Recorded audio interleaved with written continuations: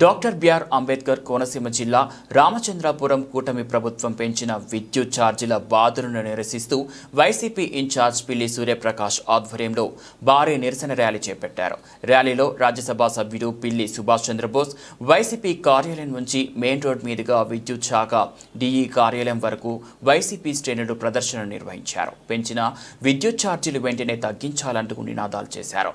డిఈకి వినతిపత్రం అందజేసిన వైసీపీ నాయకులు విద్యుత్ ఛార్జీలు పెంచడం కారణంగా సామాన్య మానవుడే కాదు, చిన్న వ్యాపారస్తులు రామచంద్రపల్లి అంతా కూడా చిన్న వ్యాపారస్తులు, ఎవరికి పెద్ద వ్యాపారస్తులు ఎవరు లేరు.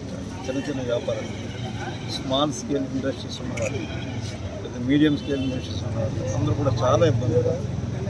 ఎందుకు ఆలోచించారు? మీరేం చెప్పారు? మీరు గౌరవ ముఖ్యమంత్రి గారు ఏం చెప్పారు? మేము విద్యుత్ ఛార్జీలు పెంచము అనే మాట చెప్పారు. మరి పెంచమని మాట చెప్పి 6 నెలలు కూడా దాటకుండానే అప్పుడే 3 నెలల క్రితం ఒకసారి పెంచారు, మరలా రెండోసారి పెంచారు, మళ్ళీ మూడోసారి పెంచిపోతూ ఉన్నారు. ఇది ఏం ధర్మం అంటే? పెంచడం ఒక్కడే మన ధ్యేయం కాదు. పెంచవలసిన చోట పెంచాలి, తగ్గించవలసిన చోట తగ్గించాలి. ఎక్కడ చేస్తున్నారు అంటే కేవలం ప్రజల మీద వడ్డన చేసేసి పబ్బం గడుపుకోవాలనే ప్రయత్నం, అయితే ప్రజల్ని పిండి రాజధాని నిర్మాణం చేయాలనే ప్రయత్నం ఇంకే కనపడుతున్నారు. అది కరెక్ట్ కాదు.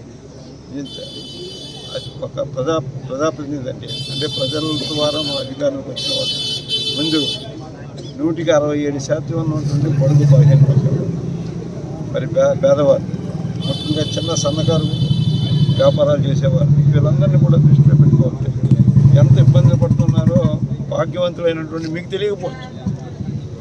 మరి పేదవాళ్ళు అయినటువంటి మా అందరం తెలుస్తుంది దాని యొక్క ఇబ్బంది ఎట్లుండే. మా ఇద్దరికి ఇబ్బంది పడుతూ ఉన్నారు.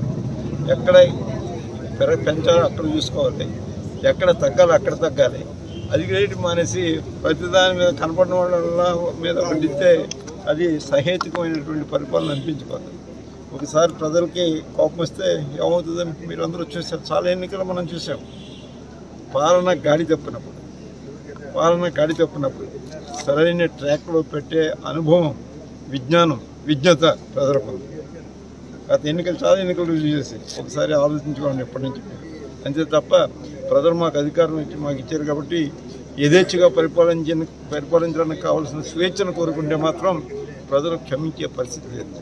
ఇవాళ విద్యుత్తో చాలా బాధపడుతుంది. మీ మీద ఇంత కఠినంగా నేను ఎప్పుడు కఠినంగా మాట్లాడుతుంది ఎవరి మీద ఇంత కఠినంగా మాట్లాడాల్సిన అవసరం ఏదైతుందంటే మాకే విద్యుత్ బిల్లు కట్టుకోవాలని పరిస్థితి వచ్చేస్తుంది. మరి ఇంత పరిస్థితి రాకూడదు. పేద ప్రజలు ఏ విధంగా కట్టుకోగలరు? విద్యుత్ ఛార్జీ మీరు వడ్డిస్తుంటే ఈ విధంగా కట్టుకోగలరుకుంటున్నారు. మీరు ఏం చెప్పారు? ఈ దేశంలో మనకి 52 నుంచి ఎన్నికలు జరుగుతూ ఉన్నాయి. 1952 నుంచి ఎప్పటి వరకు జరిగిన ఎన్నికల వాగ్దానం మేనిఫెస్టో అమలు జరుపుకున్నటువంటి ఏకైక ముఖ్యమంత్రి జగన్మోహన్ రెడ్డి. ఒక్క ఈ దేశంలోనే, మన రాష్ట్రంలో కాదు, ఈ దేశంలోనే ఇచ్చిన మేనిఫెస్టోని ఖచ్చితంగా అమలు చేసినటువంటి ఏకైక ముఖ్యమంత్రి జగన్మోహన్ రెడ్డి గారు. ఆ రోజు ఉన్నాయి ఆర్థిక ఇబ్బందులు, ఏమైనా ఆర్థిక పరిపుష్టత ఉన్నటువంటి రాష్ట్రం కాదు మంది.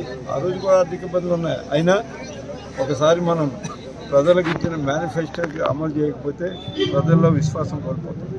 ఇప్పటికే రాజకీయ పార్టీల మీద, రాజకీయ నాయకుల మీద ప్రజలకు విశ్వాసం పోయింది. ప్రభుత్వాల మీద విశ్వాసం పోయింది. ఇది మరి ప్రజాస్వామ్యం మంచి పద్ధతి కాదు.